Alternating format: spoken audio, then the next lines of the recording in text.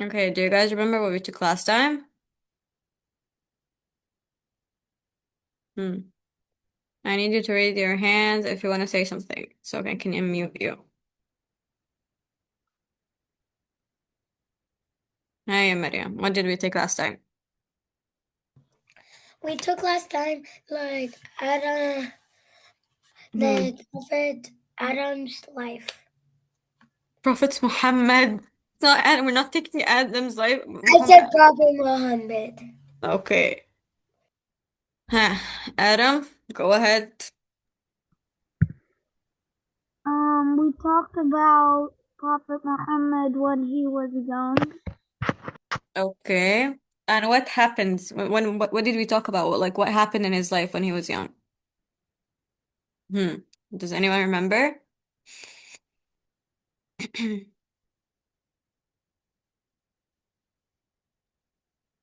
Hmm. Yeah, what did we say?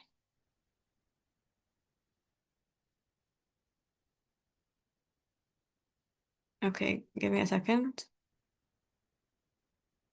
Why is she?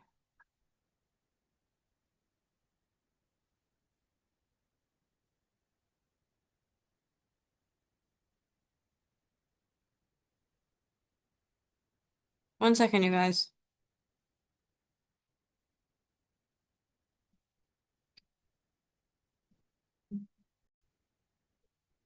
Okay, do you guys remember what happened? Like what happened in his life? Where did he go? What happened to him? Does anyone remember anything from last time? Go ahead, yeah, Adam. Go ahead. The year of the elephant. Um, Okay. when his heart was purified. The Hmm? blessings he got from he gave, his Halima gave her, got. Okay, all the blessings he gave Halima. You're right. Uh, Uh, did I say the year of the elephant? okay.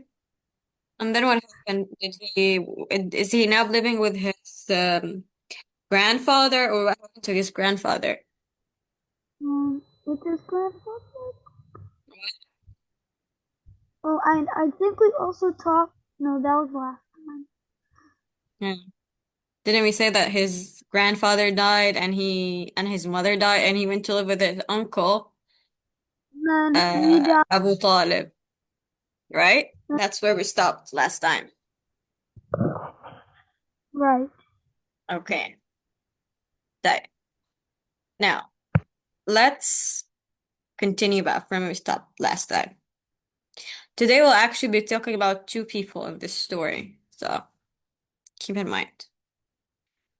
That so Muhammad sallallahu alayhi wasallam, he grew up and he had like a youthful heart, and his heart was so full of good. Yes, yeah, Maria. What do you want to say? Hmm. Can you? Oh yeah, there's two things I want to say. One for what we learned last time, and second for a question, if you can do. What do you want, Maria? Just ask the question. So the question is, can you show us the pictures if there are pictures? There's no pictures. And also, the thing that I wanted to add, I remember I agree with Adam that it was about the elephants, and there's something that we forgot to mention: the Hmm. clouds. They, Okay, he said the clouds, like they were like full of birds, yeah. and with rocks in their claws that can kill people. Rocks on fire.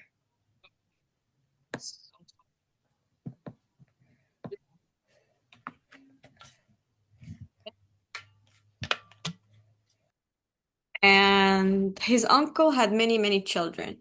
Okay?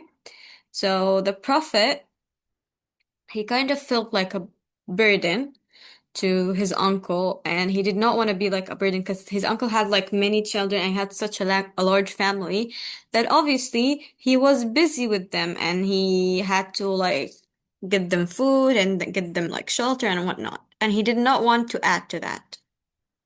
So he decided that he was going to go and pasture sheep to the desert. He's going to go to the desert and pasture sheep.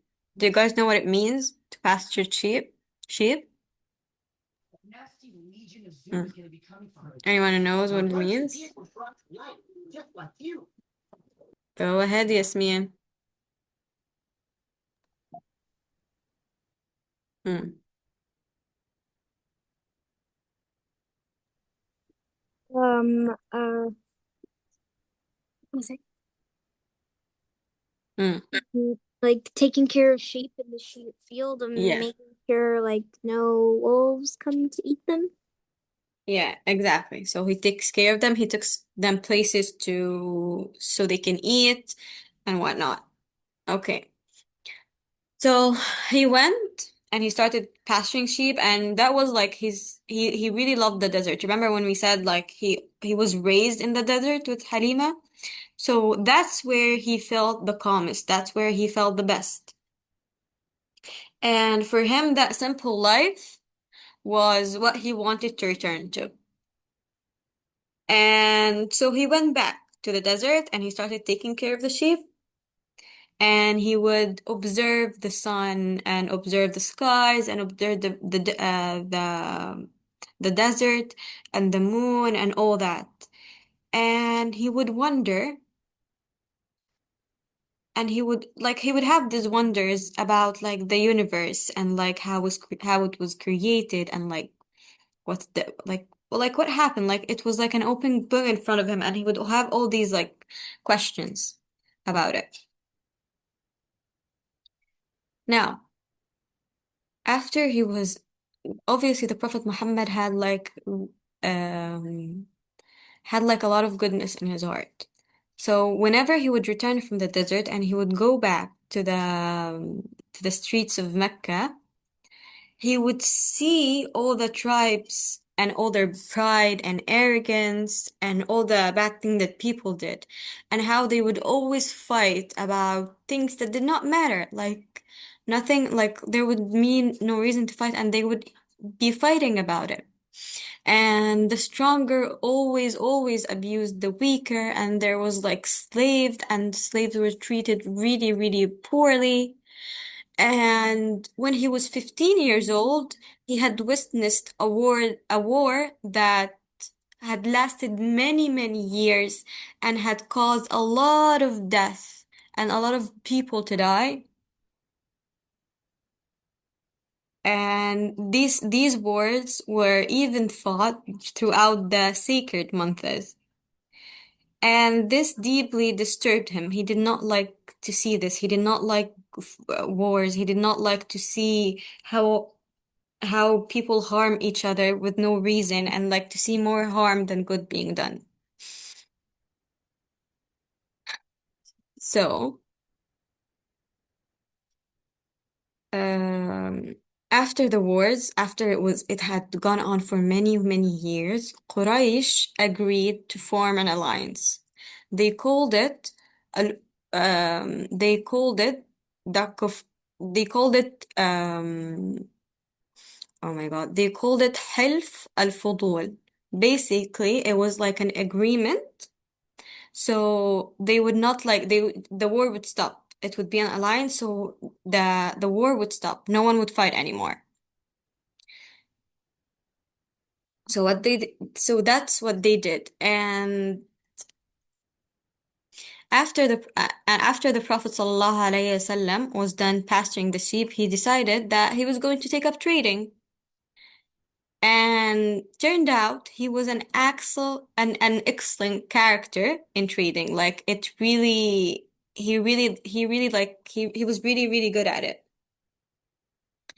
and and obviously had stayed away from all the superstitious practices of his people. He was still very active in this community. Like he knew a lot of people. People knew of him. They knew him. They really really liked him, and they would even ask him to come and ask for his opinions to solve their problems, because he was an honest man in his business dealings. And eventually he would be called الصادق الأمين. Do you guys know what it means, الصادق الأمين? Hmm. Anyone knows what it is? يلا يا آدم. Go ahead. The and the fair and trustworthy. The trustworthy and the truthful, not the fair. الصادق الأمين. الصادق يعني the truthful. الأمين means trustworthy. So if anyone would want to like entrust someone with their money, they would go to Muhammad sallallahu alaihi wasallam. If they wanted advice about something, they would go to Prophet Muhammad sallallahu alaihi wasallam. And as he grew up more, people started to notice all these qualities and how he had like such good manners, how truthful he was, how honest he was, how much wisdom he had, and all that. Now, do you guys remember the war that we was talking about? We were just talking about. In this war, okay, like in this war, a girl had lost his dad. A woman had lost her dad in this war. The girl's name was Khadija bint Khuwailid. Khadija grew up in a very wealthy family, and she herself was very strong and very wise. People looked up to her, and she worked in trade. At the beginning, she had married.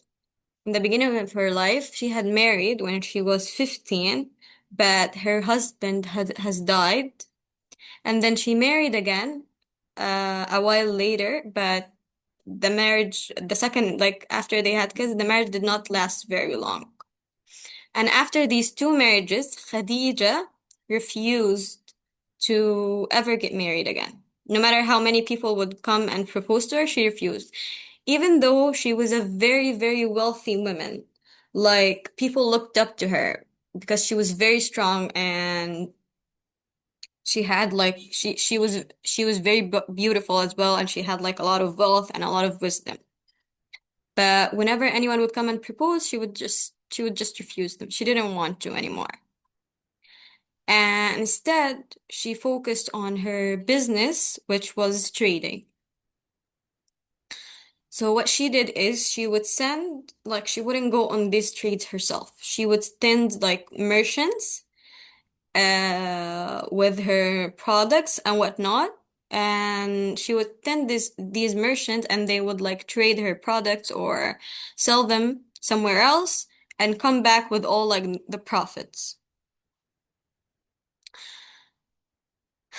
Now, Khadija had heard there was a man. By then, she had heard about the Prophet's dealings. She had heard there was a man who they had called the honest and the trustworthy, and he was very, very good with trade. And she decided that she wanted to hire him. Like, what better person would be if this person went with her trades and took care of it. So she decided. She was like, okay. She sent one of her slaves. His name was Maysara. She sent him to like get the Prophet. And basically they made a deal that the Prophet ﷺ would go to Syria with her with her like caravan, and basically he would trade in Syria. So that's what happened. The Prophet ﷺ went to Syria, and he came back, and and when he came back with a lot of prophets, like a lot of prophets that no merchant had ever given her. Now, there are two events that I want to talk about before all that happened. First, and the first one is in the life of Khadija alayhi salam. The second one is in the life of the Prophet sallallahu alayhi wasallam.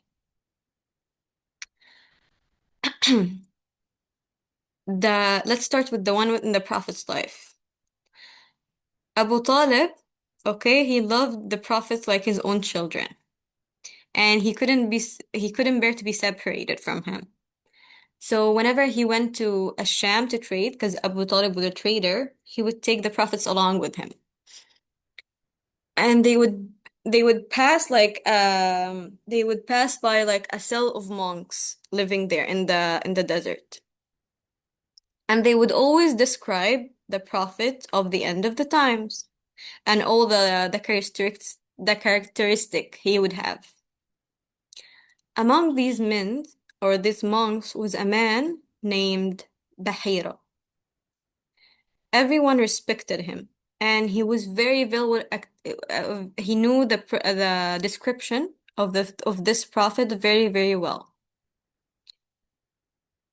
So one day, while the caravan of Abu Talib was like traveling through the desert, Bahira saw that there was a cloud shading the Prophet ﷺ whenever he moved. So it's like it's a desert. The sun is like it's very, very scorching hot.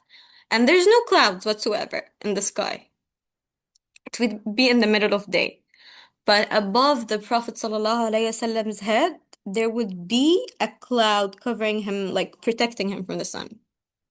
So that was the first thing that he noticed that kind of made him like, okay, pause. A while later, while he was examining his face, he also realized that he looked like the characteristics he knew. So one day he prepared a meal for the caravan to eat, all of them. And he invited everyone in the caravan to come. And when he knew that the Abu Talib was the one like taking care of the boy, he asked him, "Who is this boy?" So Abu Talib answered him. He said, "That's my son." Bahira said, "No, that's not your son. His father should have died." And then Abu Talib said, "Yes, his father had died and his mother passed away as well." Bahira then answered, "Yes, you are very truthful.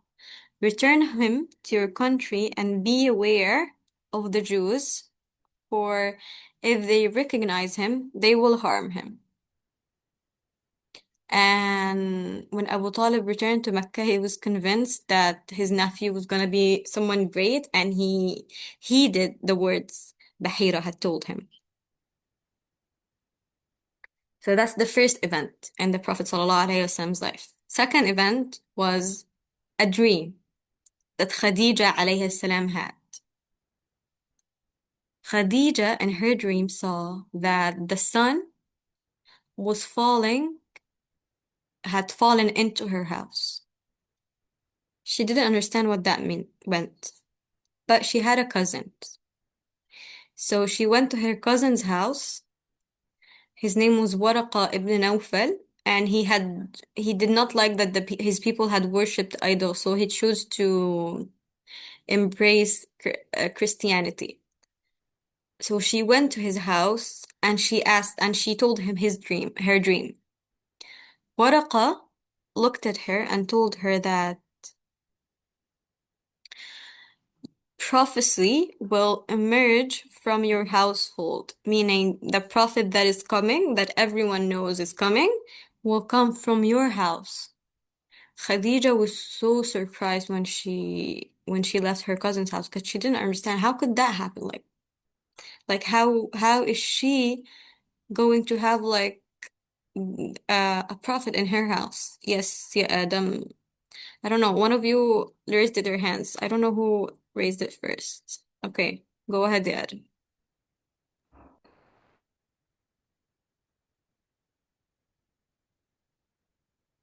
Do you want to say something? So I wanted to say it would make sense that a prophet's coming out, but in a dream, why the sun exactly? It just wouldn't make any sense. The sun. Can can you say it again from the beginning? Can you say the question again from the beginning?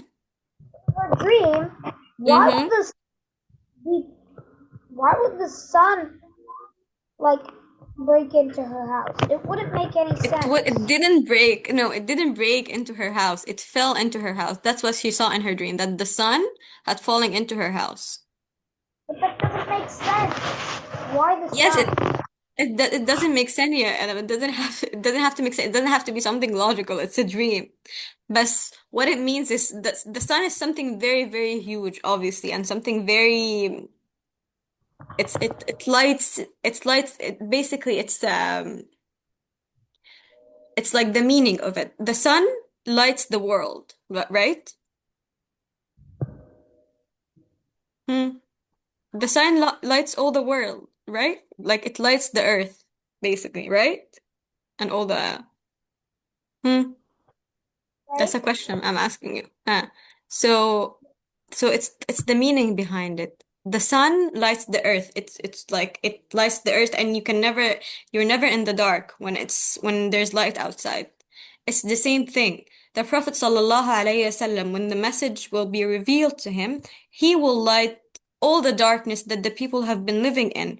All like all the disbelieving or the idol worshippers, or the thing that they used to believe in that was false. The Prophet ﷺ will light all the darkness up and erase it, and they will only follow Allah subhanahu wa ta'ala. That's the light. That's basically what it means for the light. Do you understand it Okay. now better? So that's why it's like the sun.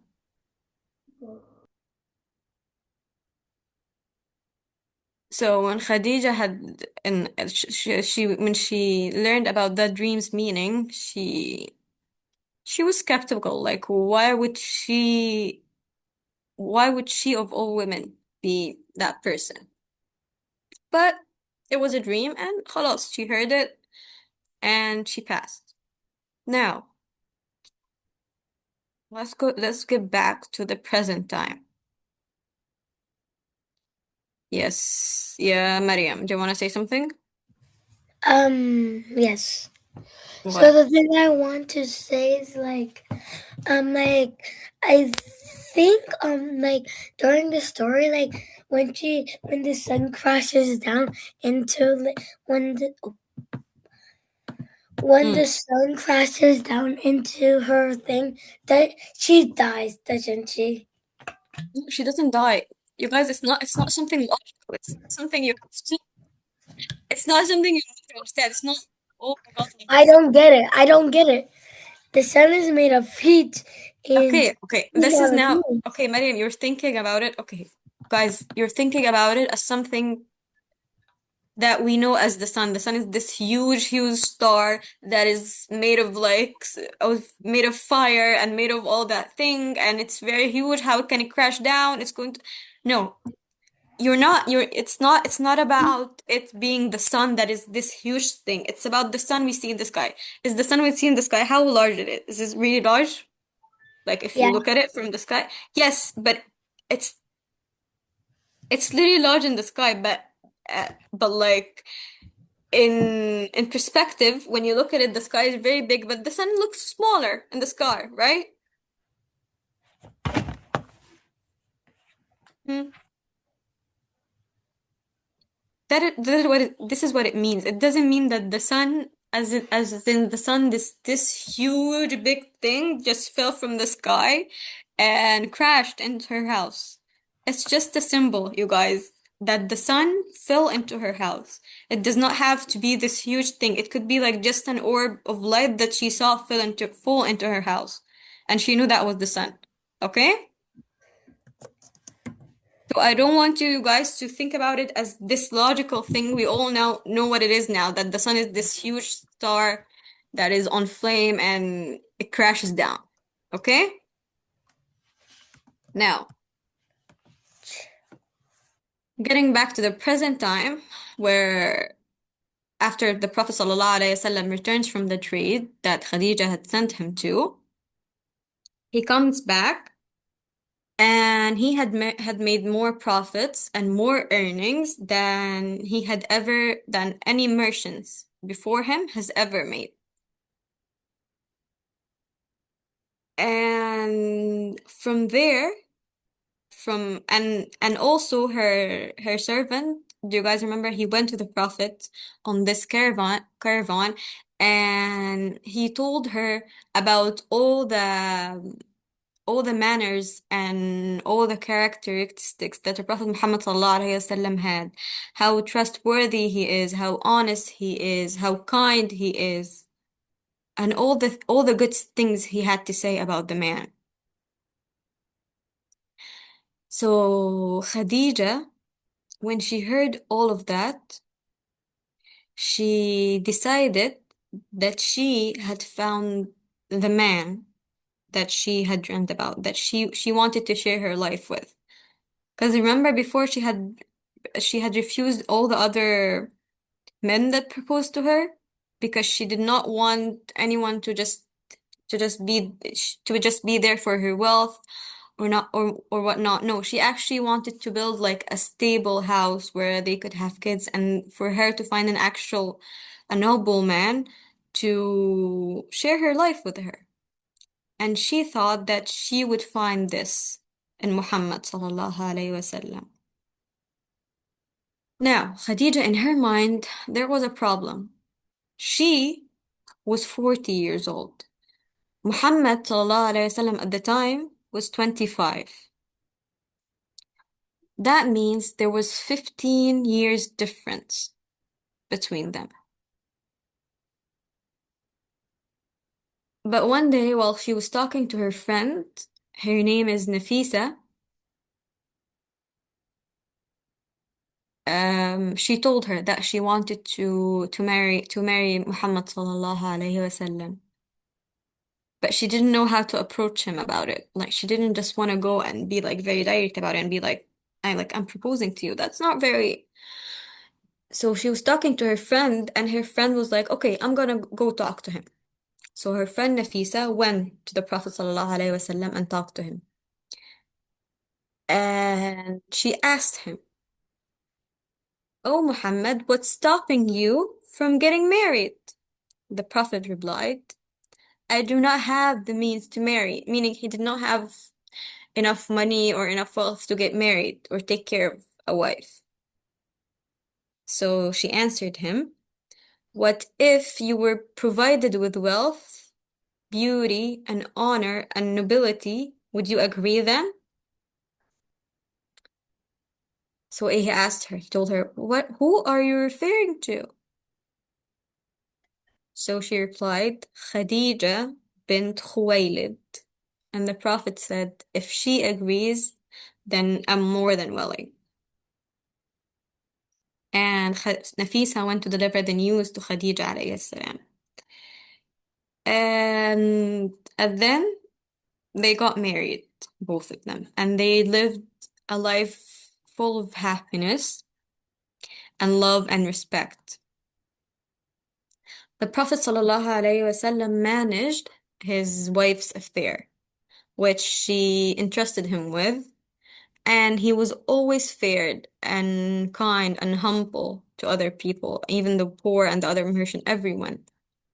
And he helped the needy, and he treated the slaves and the servant very, very good. And one day, Khadija gave him a boy slave named Zayd ibn Haritha. the Prophet ﷺ loved this boy so much that he had adopted him. That he went to the Kaaba and called all the people and told them that Zayd ibn Haritha is no longer called Zayd ibn Haritha. His name is Zayd ibn Muhammad, meaning he adopted him as a son. Obviously, we later learned that Allah subhanahu wa ta'ala had prohibited the adoption and whatnot. But for now, he had adopted him as a son. Soon after they were married,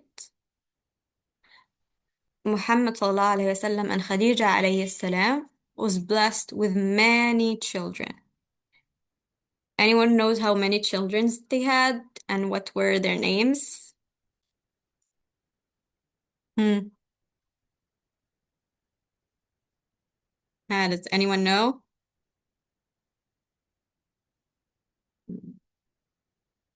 Okay.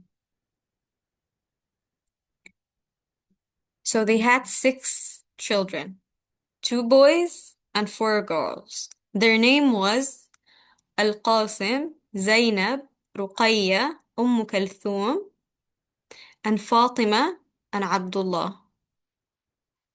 Okay? But unfortunately for them, the death came for the 2 boys. The boys died when they were still babies. And the Prophet ﷺ and Khadija were obviously very, very sad that they had accepted that this is Allah subhanahu's will and they would be patient with it. Now, let's talk a little bit more about what was happening in Mecca during that time, during the Prophet and his youth and all that. One day, there was a really huge flood that kind of just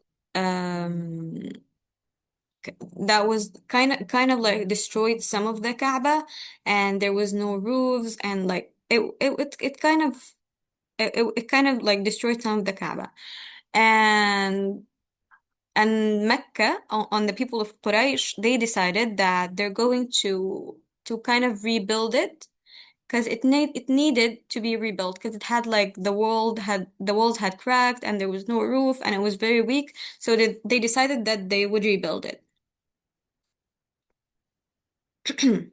So when they had started to rebuild it and after they was finished and everyone was working in harmony, they were faced with a problem. The problem was each tribe disagreed on. Okay, so Adam and Sarah wants to say something. Sarah, what do you want to say? At what time does the class end? At 8, inshallah. Okay, we're almost done with the story and then we can play something. Adam, what do you like to say? I know what happened. So each tribe disagreed on that the other person will hold the black stone that Yeah. they were ready for war. Stop moving around, Adam, because it makes too much noise. Can you say it again? They did disagree on who would hold the black stone and put it in place. What happened then? They were getting ready for a war. Yes, Yeah. a war. War. And do you know what happened then? They asked Muhammad ﷺ to choose on who would do it. So he got a cloth and had every side cheek hold the corner. Yeah. And they would put it in place. But I don't know who did put it in place. Let me talk about it. What? Let me tell you what happened. If you don't know who put it in mess, I'll tell you. Okay. Right. Now, the people of Mecca, like Adam said, they had a disagreement on who would put the black stone in its place because they all thought this was like a huge, huge honor, and everyone wanted to do it. So they started to fight among themselves. The one tribe was like, "No, we're gonna do it. We're gonna do it. We're gonna do it," and they started to fight. So they decided instead of fighting, they that the first person who comes through the Kaaba or enters the sanctuary, he's going to decide who's gonna place the stone, the black stone, in its place. So obviously, the first person who walked through the sanctuary was Muhammad sallallahu alaihi wasallam. And all the men, when they saw him, they was like, Al-Amin has come. And they were so relieved because they knew he would be very, very trustworthy and truthful about who would be deserving of like putting the black stone. Most people, when faced with such decision, they would be very nervous and just like shaky, like who should you choose? But Muhammad sallallahu alaihi wasallam was very calm, and he provided them with a solution. He asked for a cloak, and he made the men place the black stone in the center of the cloak. Next, he asked each of the four tribe to hold like a corner of this cloak so they can carry it in the place that it should be placed in. And then the Prophet ﷺ held the stone in his hand and he put it back in place into the Kaaba. Everyone was so satisfied with this decision and they were happy and they thought it was very fair to everyone around. Now, Mecca at the time had a lot of other problems, meaning there was obviously the very most important evil, which was that Meccans had abandoned the worship of Allah subhanahu wa ta'ala, and instead they were worshipping other deities and other gods, and they no longer worshipped Allah subhanahu wa ta'ala alone. And they had forgotten what was true, like they were supposed to do, to worship only one God. So that was the first problem. Second thing was there was a lot of masters and or slaves or servants in Mecca. And masters were very, very cruel to slaves and servants, and they did not treat them like humans. They treated them like objects and like they owned them. And or these slaves should do whatever they asked them to do, no matter how cruel it is. And they would torture them and do these horrible, horrible things to them. So that was the second thing.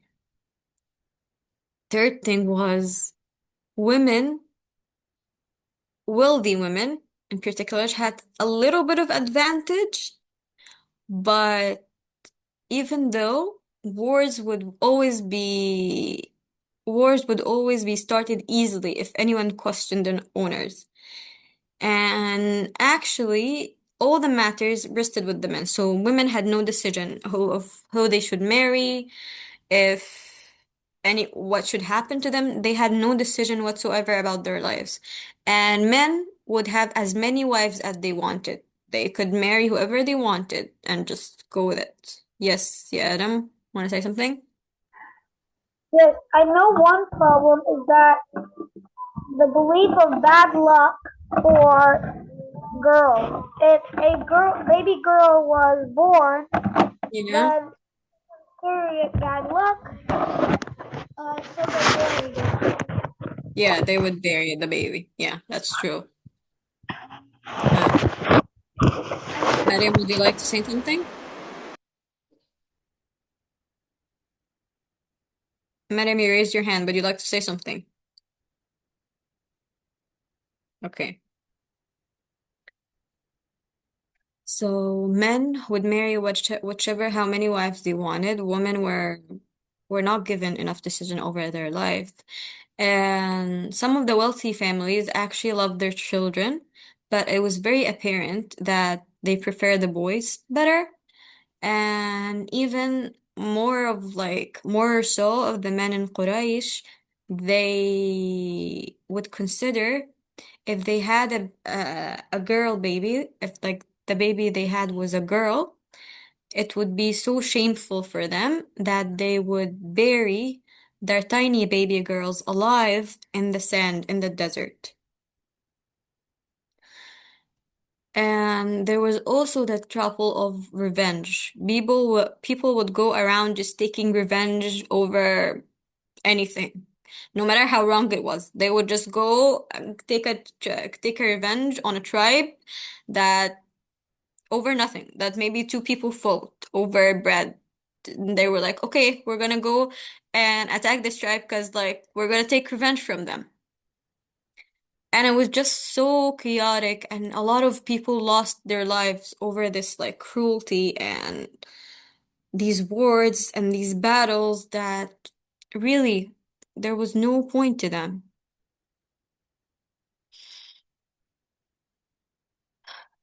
Now,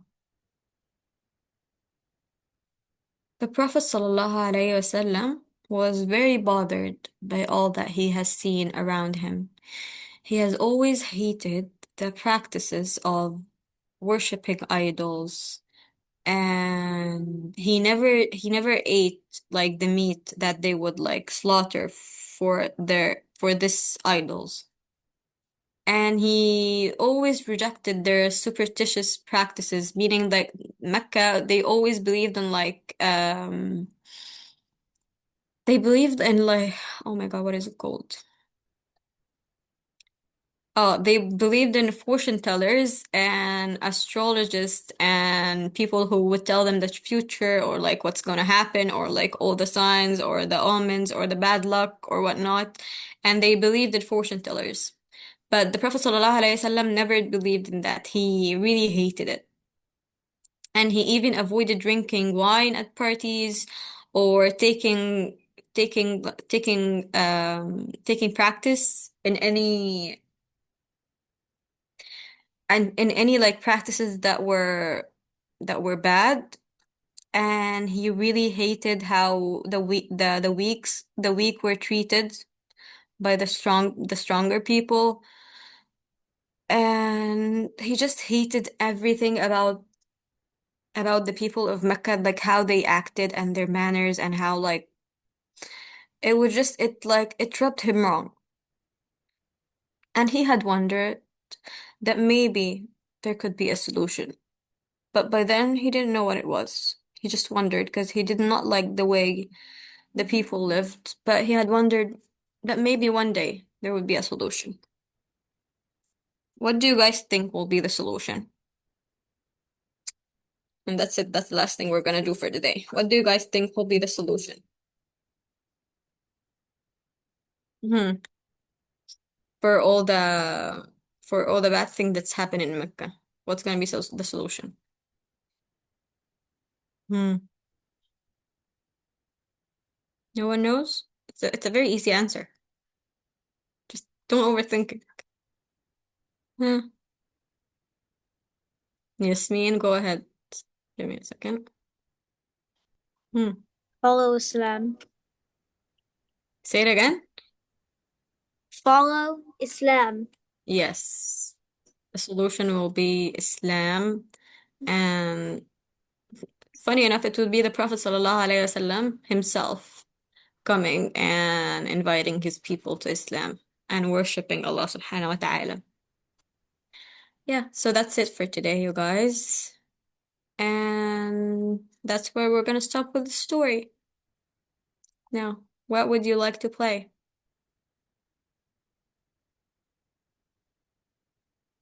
Oh, wait, you guys are all muted. Give me a second.